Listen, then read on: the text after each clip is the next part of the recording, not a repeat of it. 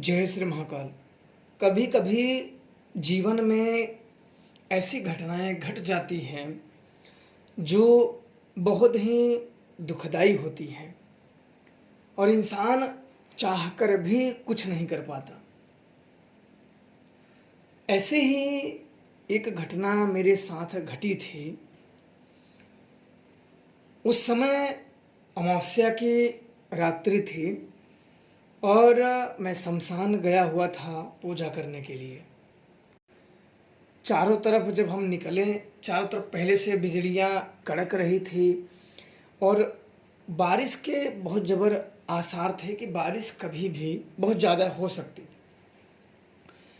तो हम लोग वहाँ जाते जाते और बारिश बहुत ही मूसलाधार शुरू हो गई। तो शमशान के ऊपर टीन के छत लगे हुए थे, तो वहाँ रुक गया कि बारिश रुके तब मैं जाऊँ शमशान में, जो अपनी क्रियाएं हैं, जो पूजाएं हैं, उन्हें मैं समाप्त करूं। अब बारिश मूसलाधार होती जा रही है। 11 बजे से बैठे बैठे 1 बज गया रात। अब बारिश थोड़ा सा कम हो, फिर ज़्यादा हो, कम हो, ज़्यादा हो। तो बैठे बैठे एक जगह पे मैं थोड़ा सा उठा और ये हुआ कि थोड़ा सा नीचे जाऊं, देखूं जो गंगा के जो बाढ़ है वो कितना ऊपर पानी आया है, कहाँ बैठने लायक है, थोड़ा सा देखूं। तो मैं थोड़ा सा ऊपर, ज़्यादा नीचे, क्योंकि पानी जो बारिश हो रही थी तो वो पानी नीचे की तरफ जा रहा था, तो उस कारण से फिसलन भी बहुत ज़्यादा थी कि पैर अगर फिसला तो सीधे आप गंगा में ही जाके गिर जाओगे। और पानी, बारिश थोड़ा सा बहुत ज़्यादा हो रही थी, तो गंगा तो बढ़ी नहीं थी, लेकिन फिर भी जो तुरंत तो बढ़ नहीं जाएंगे, लेकिन फिर भी बारिशें बहुत तेज़ हो रही थी। तो बिजलियाँ बीच बीच में कड़कती थी। तो बिजली कड़की तो मुझे ऐसा लगा कि कोई शमशान में बैठा हुआ है, सफ़ेद कलर के कपड़े पहने हुए कोई बैठा हुआ, ऐसा एक बार लगा। तो थोड़ा सा मेरा भी दिमाग कंफ्यूज हुआ कि शायद, अब मैं वो जहाँ उसको देखा था, अब दूसरे, क्योंकि मेरे पास मोबाइल की ही टॉर्च से, तब कोई अलग से कोई टॉर्च थी नहीं। और मोबाइल का आपको मालूम है कि टॉर्च आप जलाओगे तो वो ये थोड़े ही दूर में वो पूरी तरीके से फैल जाता है, ज़्यादा दूर वो ट्रेवल नहीं कर पाता है, थोड़े ही दूर में वो पूरी तरीके से फैल जाता है। मैंने जलाया, लेकिन थोड़े से आगे तो मुझे कुछ नहीं दिखा उसके आगे। अब मैंने बंद कर दिया। फिर मैंने बिजली कड़कने का इंतज़ार किया, थोड़ा देरी, 5 मिनट के बाद फिर चमकी। तो मैं जहाँ देखा था अंदाजन, क्योंकि रात जब हो गई तो अंदाजन ही मैं अपनी दृष्टि टिकाए रखा था उसी दिशा की तरफ। फिर चमकी तो फिर थोड़ा सा ठीक दिखा, लेकिन बिल्कुल सही नहीं दिखा कि हाँ कोई तो है। इस बार मेरा मन ऐसा लगा कि हाँ कुछ है। पिछली बार लगा कि, पहली बार लगा कि हाँ थोड़ा बहुत हो भी सकता है, कपड़े भी कोई फेंक, शमशान है, जलाने आते हैं, कोई कपड़े भी फेंक सकते हैं, कुछ लोगों के पहनावे भी फेंक सकते हैं। तो दूसरी बार जब चमका तो कुछ लगा कि हाँ कोई बैठा हुआ है, थोड़ा अंदाज़ा हुआ। अब मैं थोड़ा सा और नज़दीक गया, ज़्यादा नज़दीक नहीं गया था, वो ऊपर तक फिर भी गया। ऊपर तक जाने के बाद मैं थोड़ा सा शांत से खड़ा हो गया। एक तक थोड़ा सा, अगर मैं पलक भी झपकाता था तो थोड़ा सा जल्दी से झपका गए। फिर वहीं एक अपनी निगाहें एक त्राटक की तरह एक टक वहाँ कि सच में कुछ है, या ऐसे अंधेरे में कई कई भ्रम भी हो जाते हैं।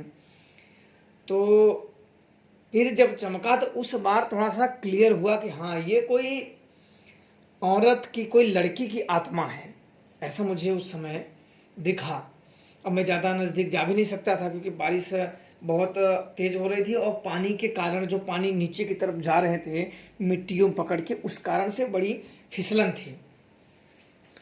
तो उस समय जब चमका तो मेरे अंदर विचार आया कि ये कौन है यहाँ इतनी रात के। उस समय 1 के लमसम रात थी, 1 बज रहे थे रात। तो मुझे डाउट हुआ कि यहाँ 1 बजे रात तो कोई आएगा नहीं, ये ज़रूर कुछ न कुछ प्रेत आत्मा ही है। तो मेरे मन में विचार आने लगा कि ये कहीं मुझे भ्रमित तो नहीं कर रही है, या कहीं मुझे डराने का प्रयास नहीं कर रही, या कुछ ऐसे माया तो नहीं, कोई प्रेत आत्माएं, कोई यहाँ की अदृश्य शक्तियाँ, कोई प्रेत आत्मा अपनी माया तो नहीं रच रही है या मुझे फंसाने के लिए। अब मेरे दिमाग में अनेकों बातें चलने लगी, क्या करें, शक्तियों को बुला लें। मैंने सोचा, विचार करने लगा कि क्या करें, अपनी शक्तियों का आवाहन कर लें सुरक्षा के लिए कि क्या करें। तो मेरे मन में विचार आया कि नहीं, इसको देखते हैं आखिर माजरा क्या है, क्योंकि शक्तियों को अगर बुला लें तो हो सकता है कि वो शक्तियाँ अगर आएँ तो ये चली जाए और हमें वो गुत्थियाँ सुलझ ना पाए, फिर माजरा क्या है, ये क्या है चीज़ें। क्योंकि अभी तो अंदाजा ही था, क्योंकि लगभग 50% ठीक हो गया था कि हाँ ये कोई है, लड़की जैसा दिखा, हाँ कोई है, लेकिन 50% ही हुआ था। क्योंकि जब तक आप सही से नहीं देखोगे तो आप ऐसे 100% तक कह नहीं सकते हो। अंदाजा था कि हाँ यहाँ कुछ ना कुछ गड़बड़ है। अब क्योंकि जब शमशान में जाते हैं तो शराब अन्य चीज़ें भी, तामसिक चीज़ें लेके जाते हैं, तो मुझे लगा हो सकता है कि इन चीज़ों की वजह से भी कोई आकर्षित हो गया हो। अब वहाँ मैंने अपने देख विद्या, मैंने सोचा कि अब देख विद्या लगाता हूँ, उसको देखने का प्रयास करता हूँ कि क्या है क्या नहीं है। अब मैंने देख विद्या मंत्र पढ़े, नेत्र बंद किए और देख विद्या मंत्र पढ़े, और फिर मैंने उसकी तरफ देखा। तो वो मंत्र जो होता है, जो देख विद्या मंत्र होती है, वो प्रेत आत्माओं को दिखाने का काम करता है। तो वहाँ सच में कोई अंधेरे में वो सच में बैठा था। अब मैं थोड़ा सा त्रिशूल के सहारे और अपने ऊपर मैंने शमशान काली के सुरक्षा मंत्रों का जप कर लिया, अपने सिर पे, अपने शरीर पे घुमा लिया, और शमशान काली के कुछ जो सुरक्षित मालाएं थी वो भी मेरे गले में पड़ी हुई थी। अब धीरे धीरे मैं त्रिशूल जो था उसी के सहारे से, क्योंकि त्रिशूल के जो आगे की उसके नीचे साइड का जो उसकी नोक थी उसको ज़मीन में धंसा देता था, तो उसकी वजह से एक प्रकार का हमें थोड़ा सा बल मिल जाता था ज़मीन में रुकने के लिए। अब मैं उसी सहारे से चप्पल में निकाल दिया था। मैं सोचा कि चप्पल के कारण कहीं फिसल जाऊं तो वहीं न चला जाऊं, सीधा उसी के पास चला जाऊं। तो चप्पल मैंने पहले ही निकाल दिया था। निकालने के बाद ऐसे क्या, तो थोड़ा सा अंगूठे से किसी न किसी पैरों से अपनी ग्रिफ जो है नीचे हम बना करके, तो ऐसे मैं धीरे धीरे उतर रहा था। काफ़ी खड़ी चढ़ाई थी, वो ढलान थी। अब मैं धीरे धीरे थोड़ा नज़दीक गया तो मैं फिर खड़ा हो गया। तो पानियाँ भी, आवाज़ जो गंगा के किनारे में बारिश हो रही थी, छम छम छम छम पानी की आवाज़ आ रही थी, पट पट पट पट। तो इसमें मैं खड़ा होकर शांत से त्रिशूल लिया और एक जगह पे जहाँ त्रिशूल से थोड़ा इधर उधर किया और थोड़ा सा एक मेल में हुआ, तो उसी पे मैं दोनों, एक पैर पे दूसरे पैर पे अंगूठे पे, एक अंगूठा दूसरे अंगूठे पे रख के एक अघोर महासुरक्षा मंत्र का जाप किया, जो कि क्रोध भैरव का होता है। एक नीचे अंगूठा रखा, दूसरा उसके ऊपर रखा, और फिर मैंने नेत्र बंद किया और क्रोध भैरव के महासुरक्षा मंत्र जो अघोर होता है उसका मैंने जाप किया, जप कर लिया। अब मैं सुरक्षा में पूरी तरीके से हो गया, तो अब कोई भी प्रेतात्मा, कोई भी बड़ी से बड़ी शक्ति अब कुछ नहीं कर सकती। अब उसी पे मैंने ऐसे अंगूठे पर धरे धरे खड़ा हुआ और मैं कुछ सुनने का प्रयास किया कि कुछ आवाज़ें भी आ रही कि कुछ नहीं।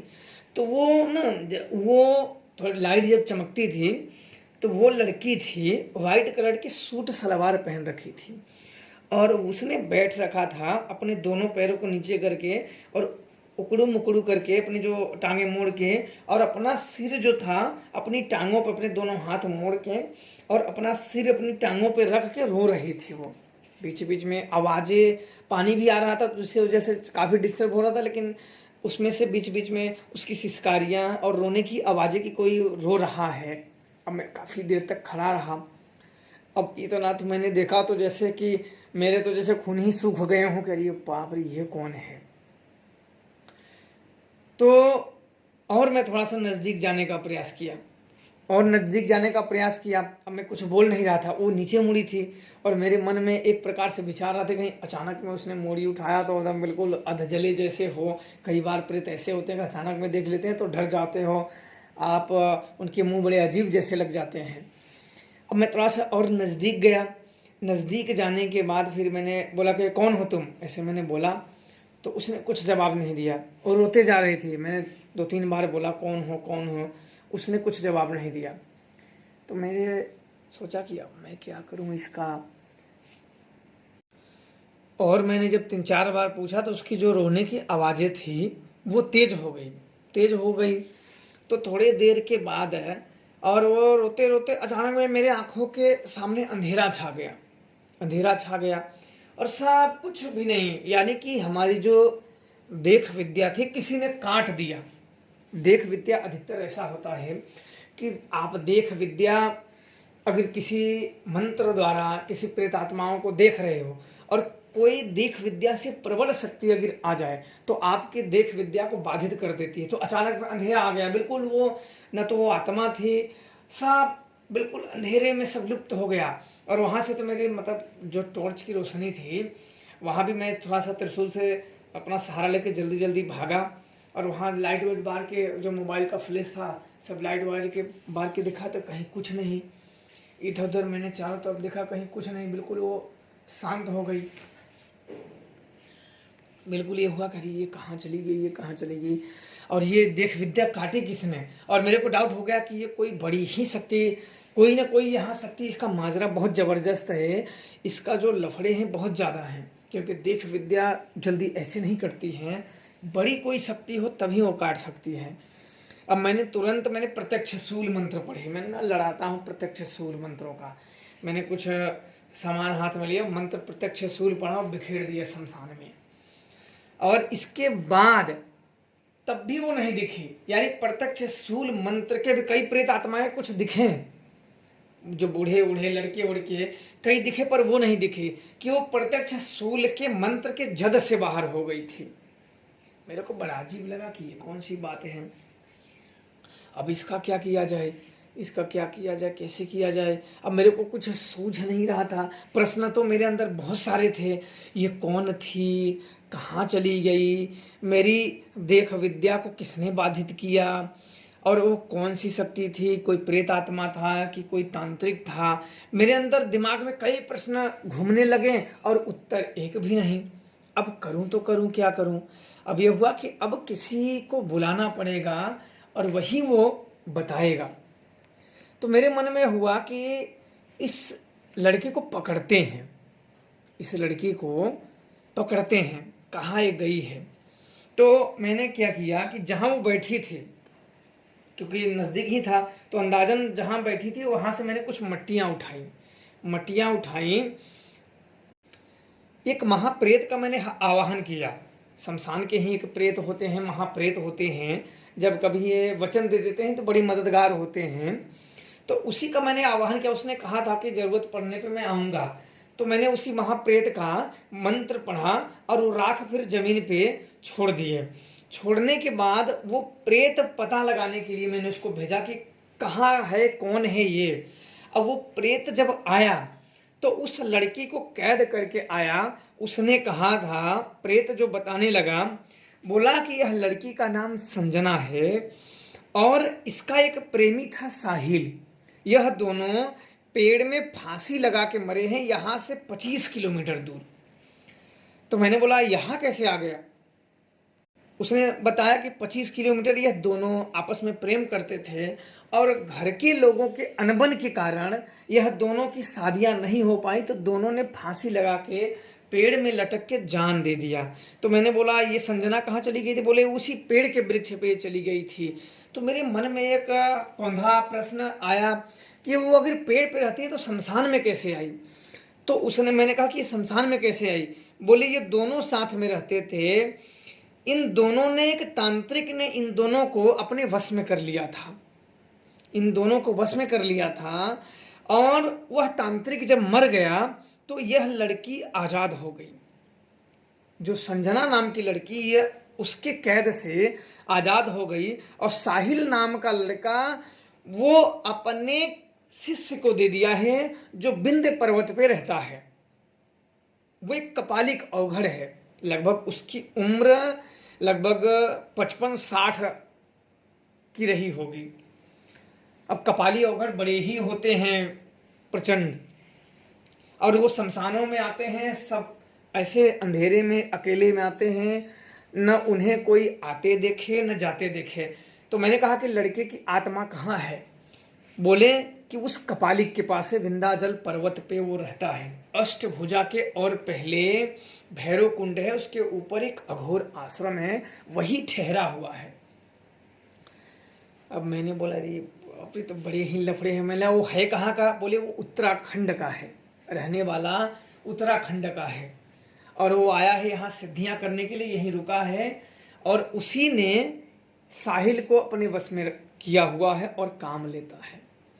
अब ये संजना नाम की जो लड़की थी, इसको पकड़ के लाया था वो महाप्रेत पकड़ के लाया था। अब मैंने उसी शमशान में मैंने यमरूड़ा डाकिनी का मैंने खड़े खड़े मंत्र पढ़ा और उससे कैद करवा लिया, संजना को कैद करवा लिया। मैंने बोला अब इस गुत्थी में, अब मैं जो पूजा करने आया था वो तो कहीं छूट ही गया, अब मैं इसी में बड़ा बेचैन उलझ गया। उसको मैंने लिया, और उसको जब मेरी वार्तालाप संजना से होने लगी तो वो रो रो के जो वृतांत बताने लगे कि मेरा भी जैसे ना गला सूख गया हो। उसने कहा कि मेरा साहिल को मुझे लौटा दो, मेरे साहिल को मेरे पास बुला दो, मैं सभी जगह ढूंढती रहती हूँ। इसी शमशान में मंत्रों द्वारा उसने बुलाया था। मैंने बोला इस शमशान में तुम, मेरे को लगा तुम वहाँ, मुझे लगा कि भाई ये वहाँ मरी है तो इस शमशान में कैसे? तो बोले कि इसी शमशान में जब यहाँ हम आए थे तो इसी शमशान से हमारी लाश को बहाई गई थी, और उसी समय पे अघोरी यहाँ थे और उनने हम लोगों का नाम पूछा और हम लोगों के नाम से हमें प्रेत आत्मा, हम लोगों की आत्मा को कैद कर लिए, मुक्त नहीं। आज भी हम भटक रहे हैं और हम साहिल को अपनी ढूंढ रहे हैं। मैं लगा कि जाओ आज़ाद करा लो। बोले मैं उससे नहीं लड़ सकती, आप कर सकते हो। मैंने बोला नहीं, मैं नहीं कर सकता। वो बहुत रोने लगी थी। मैं बोला अगर ये कपालियों से कौन लड़ेगा, बेवजह दुश्मनी लिया जाएगा। वो काफ़ी पारंगत, क्योंकि वो महाप्रेत ने बताया था, वो तो महाप्रेत नज़दीक भी नहीं जा पाया था, दूर दूर से ही जितनी जानकारियाँ ला पाया उतना ला पाया। वो बोला कि वो बहुत ही शक्तिशाली है, प्रकार की सिद्धियाँ प्राप्त हैं। अब मैं उस औरत को, उस लड़की को देख के मेरी बड़ी दया आती थी। वो बोले कि नहीं मैं मर जाऊंगी, अब तो मरी तो थी ही, लेकिन रोने का ऐसी ऐसी रो रही थी ना कि समझो ना कि स्वयं क्रोध को भी दया आ जाए, ऐसी चीज़ें थी। मैं भी खड़ा होके बिल्कुल जैसे पत्थरों का बन गया था कि मेरे को सूझ ही नहीं रहा था कि मैं करूं क्या, इसकी तरफ जाऊं कि उसकी तरफ जाऊं। उसके कैद से छुड़ाने का मतलब कि लोहे के चने चबाने बराबर। हमें नहीं पता उसको क्या सिद्ध है क्या नहीं सिद्ध है, क्या है क्या नहीं है, क्या कर सकता है क्या नहीं कर सकता है। वो तो बिल्कुल ही ओखली में मूसा अपने सिर देने के बराबर है। अब मैं काफ़ी सोचने बोला कि छुड़ा दो छुड़ा दो छुड़ा दो। मैंने बोला चलो अच्छा ठीक है, मैं करता हूँ कुछ। अब मैं आया, उसको मैंने फिर कैद कर लिया, यमरूड़ा से कैद कर दिया। अब कैद करने के बाद मैंने माता शमशान काली की पूजाएं की और मेरे मन में बात चलने लगा। पूजा करके फिर मैंने सुजान का आवाहन किया और इसको भेज दिया उसका पता करने के लिए कि क्या क्या सिद्धियाँ या क्या हम कैसे उसको कहाँ रखा है कहाँ नहीं है। और ये गया लगभग 10 मिनट के बाद जो जानकारियाँ मुझे बताया, मैं भी थोड़ा सा परेशान हो गया।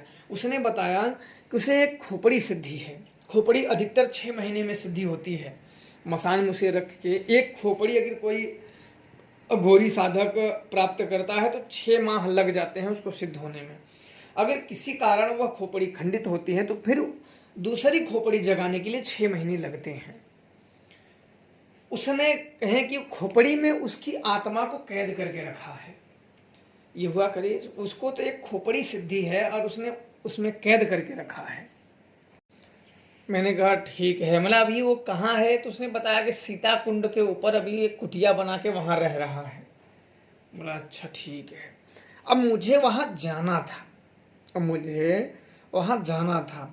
अब मैं वहाँ जो अपनी पूजाएं थी सब समाप्त करके आया अपने स्थान पे, आराम किया। सुबह मैंने उठा, फिर मैंने पूजा किया और उसके स्थान पे रवाना हो गए। हम लोग 4 लोग थे, निकल गए। कई घंटे के बाद हम वहाँ भटकते भटकते उसके कुटिया पे पहुँच गए। तो अंदर थोड़ा सा कुटिया का जो दरवाज़ा था, उसमें दरवाज़ा तो थे नहीं, एक पर्दा लगा हुआ था, तो उससे हम लोग खड़े और दूर खड़े होकर देखे तो एक बिल्कुल लगभग 55 साल का आदमी, लाद उसके निकले हुए, बाल रखे हुए और त्रिशूल पे डमरू बंधा हुआ बड़ा सा, अंदर वो लेटा हुआ था और उसके 7-8 शिष्य, कोई हाथ दबा रहा है, कोई उंगली दबा रहा है, कोई पैर दबा रहा है, कोई सिर दबा रहा है, तो ऐसे उसको कर रहे थे। तो मेरे को लगा ये यही है जो उसने बताया था, वो यही है। मैंने जो नाम उसका बताया था, मैंने दूर से ही कहा, नाम लिया तो थोड़ा सा चकपकाया, बोला यही है, चलते हैं। मतलब चलो अंदर। बोला और महाराज जी नमस्कार। बोले नमस्कार बच्चे नमस्कार, और बताइए। महाराज जी ठीक है ठीक है, एक काम से आए हैं। बोलिए क्या काम है आपका, काम हो जाएगा। मतलब ठीक है, मुझे एक चीज़ चाहिए। बोले क्या चीज़ चाहिए। मैंने कहा कि मुझे साहिल चाहिए। अब इतना मेरे को बोलते हैं, ऐसा उसका मुंह हो गया कि जैसे मानो कि काटो तो उसको खून ना आए, ऐसी उसकी हालतें हो गई थी कि वो पहले ऊपर नीचे मेरे को ताका, ताकने के बाद फिर बोला कौन साहिल की बात कर रहे हो।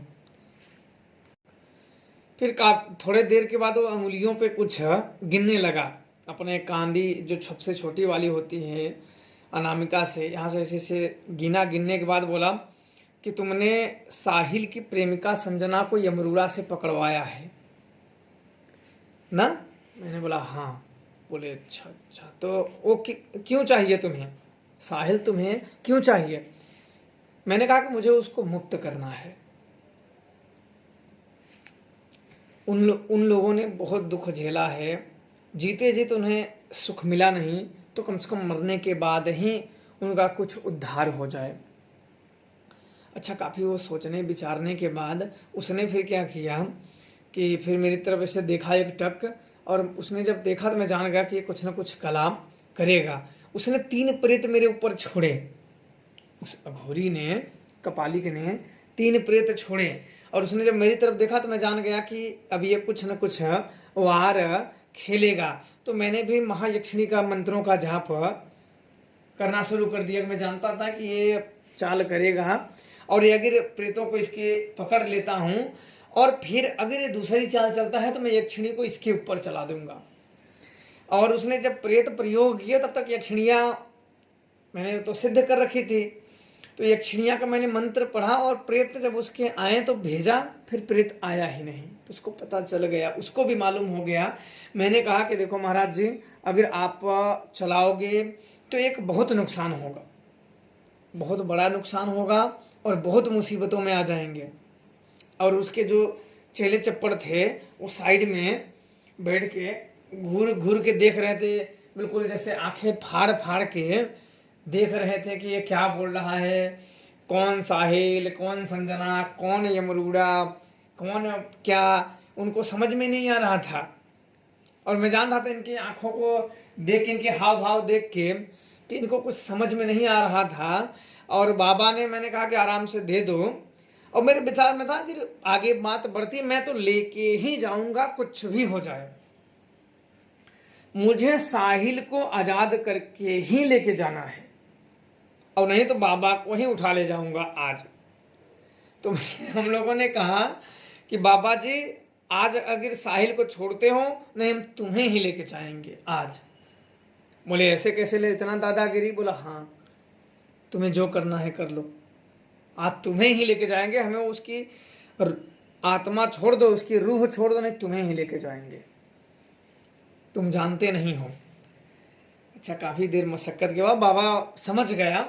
फिर उसने छोड़ा, हड्डी निकाली, वो खोपड़ी, उसमें शराब डाले और दूसरी तरफ से कुछ मंत्र बुदबुदाए और शराब दूसरी हथेली पे लिया, और मैंने हाथ यमरूड़ा डाकनी का मंत्र मैंने पढ़ा, और हाथ में मैंने फूंक मारी और फिर मैंने बोला आप दीजिए। तो उसने शराब मेरे हाथ पे डाली। वो डालते ही जब वो उसके कैद में शराब गिरा तो वहाँ से वो छूटा आज़ाद हुआ। यमरूड़ा ने उसको तुरंत पकड़ लिया। मैं सोचा कि अब इसको दोनों को पकड़ लेता हूँ। अब दोनों को मैंने, साहिल और संजना दोनों ही मेरे पास थे। मैंने बाबा जी का मैंने भी धन्यवाद दिया। मैंने बहुत अच्छा हो, मैंने कहा कुछ गलती हो बाबा जी तो मुझे भी माफ़ करना। क्योंकि बात बड़ा सीधी सीधी हो गई थी, तो मैंने बोला बेचारा उम्र वाला है, मैंने बोला मुझसे भी कोई गलती हो तो बाबा जी माफ़ करना। पर वो जान गया था कि यमरूड़ा जो डाकिनियाँ होती है ये बेहद ही शक्तिशाली होती है, इनके कई भूत प्रेत सेवक होते हैं। और मैं अगर बात आगे बढ़ी, बाबा मुझ पे वार करता तो मैं भी बाबा पे वार कर ही देता। और उसे पता था इन शक्तियों को कैद नहीं किया जा सकता, इनसे लड़ा जा सकता है, लड़ोगे हरा दोगे। और ये कोई बड़ी शक्तियाँ ही, शमशान की शक्तियाँ जो उच्च कोटि की शक्तियाँ होती हैं वहीं कर सकती हैं। अब वहाँ से हम लोग फिर निकले, बोले बाबा जी काम हो गया, बोले हाँ हाँ काम हो गया। वहाँ से जल्दी जल्दी हम लोग निकले। फिर 2 दिन तक हम कहीं नहीं कि फिर सारी सामग्रियाँ, सारे सामान एकत्रित किए। सारे सामान इकट्ठा करने के बाद फिर मैंने उसी शमशान में चुना जिस शमशान में मैंने उस लड़की को देखा था। फिर उसी शमशान में गए, लगभग 12:30 के लमसम। मैंने कुछ क्रियाएं, कई सामान लेके गए थे, कई सामान, उनमें मैंने हवन किए माँ तारा के, माँ काली के। और फिर यमरूड़ा को मैंने बुला के उन प्रेतों को, जो मैंने 2 प्रेत पकड़ रखे थे, उनको मैंने छोड़ा, ये घेरा बनाया और छोड़ा। और उनसे मैंने जब मिलवाया, मिलवाने के बाद तब मैंने उन्हें मुक्ति हवन करके उन्हीं में मैंने उनको आगे प्रवेश करा दिया। अब करने के बाद वो चले गए और हमने आगे जो अपनी शमशान काली की और काल भैरव के हवन मैंने किए, माँ तारा के हवन किए और अन्य मंत्रों का मैंने जाप करके लगभग 3 बज गया मेरे को करते करते। 3 बजे फिर मैं उठा और मेरे मन में थोड़ी सी शांति उस समय आई कि चलो कम से कम अपने हाथों से एक काम तो हुआ। और मेरा आप लोगों से यही कहना है कि कोई भी व्यक्ति जो जीवन मिला है, जो जीवन मिला है, उसे यूं ही जाया ना करो। जीवन बड़े ही सौभाग्य से मिलता है, मानुष तन बड़े ही सौभाग्य से मिलता है और उसे यूं नुकसान बिल्कुल नहीं करना चाहिए। आज भी कई ऐसी आत्माएं हैं जो भटक रही हैं, कोई लोग उनकी आत्माओं को अपने वश में करके या उन्हें सिद्ध करके या रोक के उनसे अपने कार्य करवाते रहते हैं और वो आत्माएं दुख भोगती रहती हैं। बदले में वो कुछ ना कुछ खाने पीने की शराब देते रहते हैं। तो यही अधिकतर लोग करते रहते हैं भूतों प्रेतों से। कई तो महाप्रेत होते हैं, वो अलग होते हैं। कई रूह होती हैं जो मरे लोगों की होती हैं, किसी न किसी कारणवश काल चक्कर में फंस जाती हैं और प्रेतात्मा बन जाती हैं और भटकती हैं। उन्हीं को कैद करके पूज लेते हैं, उनसे कार्य लेते हैं, अच्छे बुरे कार्य करवाते रहते हैं उन्हीं से। तो मेरे यही आप लोगों को कहना है कि अपने जीवन को, जो आपको ईश्वर ने जीवन दिया है, जो मिला है, उसको जिए और सारे गलत को, सारे कामों पे, जीवन पे आरोप लगा के मरने का प्रयास ना करें। जिन लोगों ने जो अपने तकलीफ हैं, अपने दोष हैं, वह अपने जीवन पे आरोप लगा के, और जिन लोगों ने अपने प्राण त्यागे हैं, उन्हीं सब लोगों ने इस धरती को नरक बनाने में अपना अपना योगदान दिया है। जीवन एक बहुत ही ईश्वर का वरदान है। हमें एक अवसर प्राप्त होता है, हमें यूं ही गंवाना नहीं चाहिए। हमें उन अवसरों को ईश्वर भक्ति द्वारा, कार्य द्वारा, बड़े जनों को आशीर्वाद द्वारा सदैव करते रहना चाहिए और ज्ञान अर्जित करते रहना चाहिए। हमें यूं ही जीवन को व्यर्थ नहीं करना चाहिए। आज भी कई लोगों की ऐसी आत्माएं हैं जो भटक रही हैं, अपनी मुक्ति के लिए कई 100 वर्षों से भटक रही हैं और पता नहीं उनका भटकने का अंत कब आएगा। कई जानकार लोग भी इनकी आत्माओं को अपने पास कैद कर लेते हैं, काम कराते हैं और नाम कोई और देवताओं का देते हैं। तो कई लोग ऐसे होते हैं, जैसे आप मान लो ये बाबा ही करा रहे थे, तो जैसे तैसे करके छुड़ाया गया। अगर ना छुड़ाया गया होता तो बाबा जी के पास, बाबा जी के बाद चेले चपोड़ों के पास, फिर उसके चेले चपोड़ों के पास, पता नहीं कहाँ कहाँ घूमता और कैसे कैसे कार्य करवाते हैं। तो यही सब होता है, एक बड़ा ही चीज़ें। सब लोग अगर तंत्र मंत्र सीखना हो तो सही से सीखना चाहिए, जिसमें आत्माओं की भी मदद कर सकें। ये सब इतना आसान भी नहीं होता है, इसलिए सीखें और अपने जीवन में खुश रहें, जीवन को नष्ट ना करें। एक अवसर मिला है, उसको करें, ईश्वर भक्ति करें और यह देखें कि अपने तन से, अपने कार्य से किसी का तकलीफ ना हो। सामने वाला के लड़ने के इरादे से आए तो बात अलग है, जानबूझ के किसी को बुरा नहीं बोलना, अशब्द नहीं बोलना, लड़ना नहीं। अगर सामने वाला लड़ने आ ही जाए तो फिर तो प्रति उत्तर में तो लड़ना ही पड़ेगा। तो यही ये होता है। बाकी आप लोग खुश रहो, प्रसन्न रहो। जय श्री महाराज।